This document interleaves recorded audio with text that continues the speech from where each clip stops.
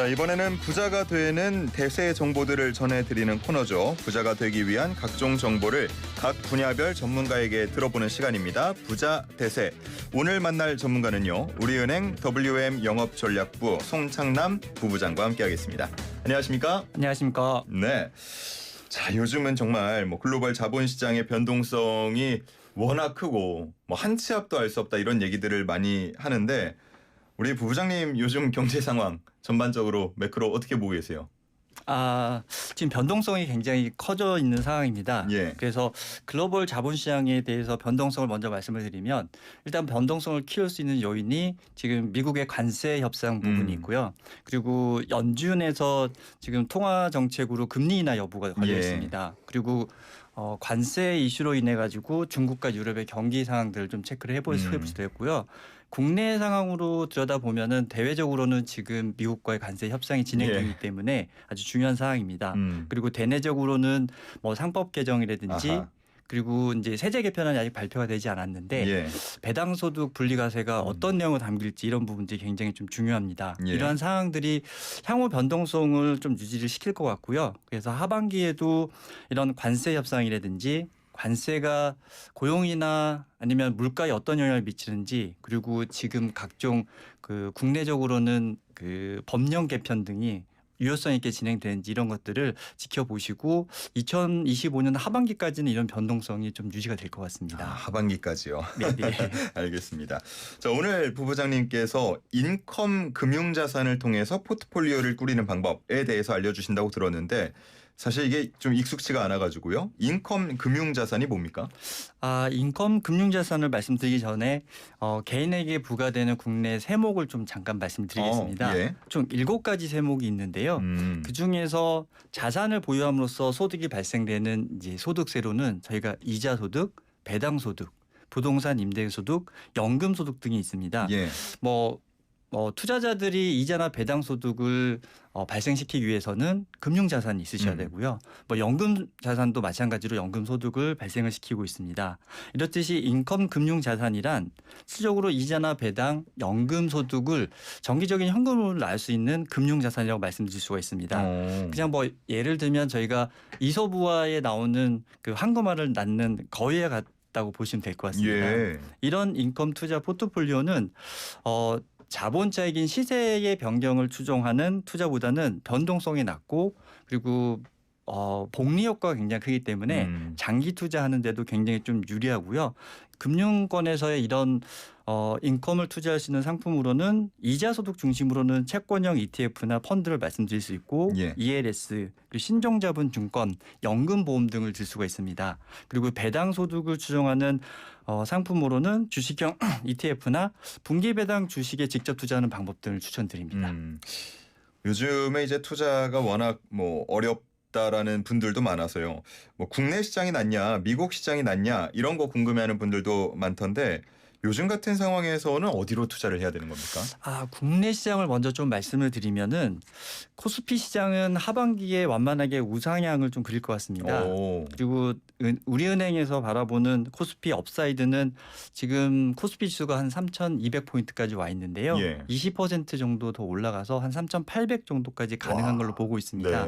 그런 이유는 일단 새 정부가 시작이 되고 지금 주주하는 정책, 그리고 이사 충실 의무 상법 개정 등이 시행이 되는 부분이 있고요. 그리고 두 번째로는 외국인 수급이 굉장히 좀 활발하게 이루어지고 있습니다. 그래서 올해 4월까지 외국인들이 순 매도를 하다가 5월부터 이제 순 매수 쪽으로 바뀌었습니다. 그리고 세 번째로는 기업의 영업이익이 굉장히 늘어나고 있습니다. 코스피 상장 기업들이 2025년 3월 달에 분기 기준으로 봤을 때는 사상 최고가인 78조 원이 예상되고 있습니다. 그리고 미국 시장을 들여다보면은 소프트 데이터랑 하드 데이터를 좀 볼 수가 있는데요. 소프트 데이터인 미시간대 소비자 심리 지수 등을 보시게 되면은 25년 초부터 하락세를 보이다가 5월부터는 상승 전환을 하고 있습니다. 그리고 하드 데이터인 물가나 고용 등에 있어서도 실물 지표도 예상과 달리 관세의 영향이 아직 나타나지 않는 상황에서 양호하게 발표가 되고 있습니다. 그리고 최근에는 미국과 관세 협상이 마무리된 영국이라든지 인도네시아, 일본, 그리고 최근에 EU 등의 주가 흐름을 봐도 굉장히 좀 양호하게 흘러가고 있고요. 예. 미국 시장은 특히 뭐 나스닥이나 S&P 500 최고가 경신한다 뭐 이런 얘기 들리더라고요. 계속 매일매일은 아니지만 연신 최고가를 경신하고 있습니다. 그렇지만 이런 상황에서 이제 투자자들이 좀 주의하면서 체크할 사항들은 일단 S&P 500이 지수가 너무 높다 보니까 고밸류 부담이 있습니다. 그래서 12개월 선행 그 주가 수익 비율인 펄을 보면 22배를 상행해서 고평가 부담이 사실 좀 제일 부각이 되고 있습니다. 예. 그리고 오늘 아침에 좀 뭐 기사를 보니 중국과의 관세 협상도 90일 유예로 좀 지연이 될 것 같고요. 그리고 현재 관세가 완전 관세 문제가 해소된 게 아니기 때문에 관세가 글로벌 시장에 있어서 고용과 물가에 어떤 영향을 미치는지 이런 부분들을 좀 지속적으로 체크해 보셔야 될 것 같습니다. 예. 그리고 마지막으로는 이런 상황에서는 투자처가 좀 선택하기 어려우시다 그러면 투자자들의 투자 성향에 맞춰서 뭐 자산 배분인지 지역 배분을 통한 포트폴리오 분산을 추천드립니다. 예.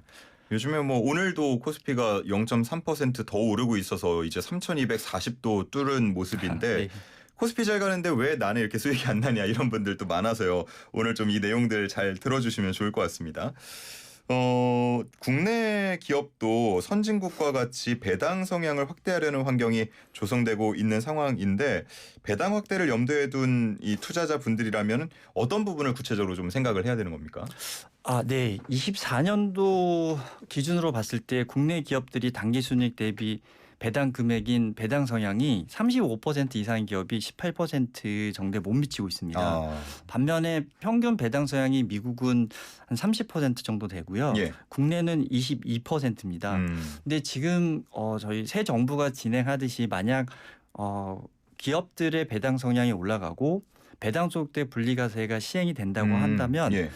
지금까지의 투자보다는 저PBR이라든지 고배당을 추구하는 가치주 스타일의 투자가 이루어질 것 같습니다. 예. 그러면은 저희가 주식을 투자할 때 수익은 자본 차익과 결국은 배당 소득의 합인데요. 배당 소득이 늘어나면 주가 수익률은 당연히 올라갈 거고요. 그런 면에서 봤을 때는 배당 소득을 추구하는 장기 투자로 이루어지는 투자 방향이 좀 진행이 될 것 같습니다. 그러나 지금 아직까지 저희가 세제 개편안에 어떤 내용이 확실하게 잠길 건지 예. 상법 개정안이 정말로 잘 시행이 될 수 있을지 정책적인 부분을 좀 체크를 해보셔야 되는데 이 부분이 계획대로 진행이 되지 않는다 그러면 아마 시장에서는 정책에 대한 어떤 좀 실망으로 주가의 하방 압력이 좀 영향이 있을 것 같습니다. 예. 제가 주식 처음 시작할 때 이런 가치 투자 중심으로 포트폴리오를 짰다가 주위에서 다들 그러더라고요. 한국 시장은 그렇게 하는 거 아니다. 예. 단기 트레이딩 해야 된다. 이런 얘기하고 홀랑 믿었다가 지금 수익은 통틀어 보면 전혀 못 본 그런 상황인데 그때부터 차곡차곡 모았으면 나았겠다. 뭐 이런 생각도 듭니다. 은퇴자분들 투자 전략 어떻게 보고 계신지도 궁금해요. 네. 현장에서 제가 하는 업무가 이제 은행에서 고객 상담을 좀 지원을 하고 있습니다. 예. 그러다 보니까 현장에서 만난 은퇴자들을 만나서 상담을 진행하다 보면 대부분 분들이 이자 소득 중심으로 노후 자금을 투자를 하고 있습니다. 결국은 이자 소득을 창출하는 자산에 투자를 하게 되면 결국 위험 프리미엄이 굉장히 낮기 때문에 기대 수익률도 굉장히 낮게 나올 수밖에 없습니다. 물가는 따라갑니까? 좀 쉽지가 않습니다. 예. 그래서 최근 보고서의 내용을 들여다보면은 한국의 퇴직연금 규모가 대략적으로 한 400조 정도로 추정을 하고 있는데요. 예. 직전 10년 동안의 연환산 수익률을 들여다보면 한 2.1%를 보이고 있습니다. 낮네요. 네. 예. 근데 그 원인이 앞에서 말씀드렸듯이 투자에 있어서 위험 자산 비중이 너무 낮다 보니까 이제 수익률이 굉장히 낮습니다. 근데 이런 상황에서 현재 미국의 연방 기금 금리가 4.5%를 유지를 하고 있는데 향후의 시장 상황에 따라서 이 금리는 아마 인하 쪽으로 갈 확률이 굉장히 높습니다. 예. 그러면 만약에 미국의 기준금리가 인하된다면 국내에도 영향을 미칠 수밖에 없을 거고요. 그러면은 금융자산에 있어서도 이자율 하락이 발생할 수밖에 없습니다. 예. 그러면 이런 상황에서 만약에 지금 상법 개정이나 이런 것들을 통해서 배당 성향이나 이런 데 분리과세를 혜택을 주고 이런 쪽으로 흘러간다 그러면 배당 성향은 좀 올라갈 수 있고요. 그리고 세제에 있어서도 배당속 분리과세 시행이 된다 그러면은 이자 중심의 은퇴자들의 투자가 배당소득 쪽으로 좀 넘어가게 될 것 음. 같습니다. 그러면 결국 배당소득을 확대한다는 거는 위험 프리미엄을 좀 높게 가지고 올 수밖에 없는 상황이고요. 또 앞에서 말씀드렸듯이 세제 개편안에 배당소득 분리과세에 있어서의 발표를 보셔야 되겠지만 이는 이자소득과 비교해 보면 이자소득은 금수노조합과세 해당이 넘어갈 거고 배당소득 같은 경우는 조건에 따라서 분리과세로 투자가 가능하시기 때문에 이자소득 대비해서도 세금 면에서도 비교 우위를 좀 점할 수 있을 것 같습니다. 예. 그래서 이런 국내 상황의 흐름이 결국은 은퇴자들의 투자처가 좀 바뀔 수 있고요. 한 예로 은퇴자들이 가장 강제성으로 좀 준비될 수 있는 게 국민연금도 있지만 저희가 그 세액공제 상품인 사적연금인 연금저축도 있습니다. 예. 근데 이제 보험사에서 판매하는 연금저축보험은 이자를 지급하는 형태고요. 그리고 증권사에서 판매하는 연금저축 펀드 같은 경우는 배당을 추구하기 때문에 예. 이런 면에 있어서도 향후에 연금저축보험보다는 연금저축 펀드 쪽의 흐름이 좀 갈 것 같고요. 예. 또 말씀을 이제 조금 줄여야 될 것 같습니다. 예. 오늘 뭐 여기까지 좀 들어봤는데 나는 왜 수익 안 나? 내 노후 자금 어떻게? 이런 분들께 조금 도움이 됐으면 좋겠습니다. 시간 관계상 오늘 여기서 줄이겠습니다. 네네. 손창남 부부장과 함께했습니다. 고맙습니다. 감사합니다.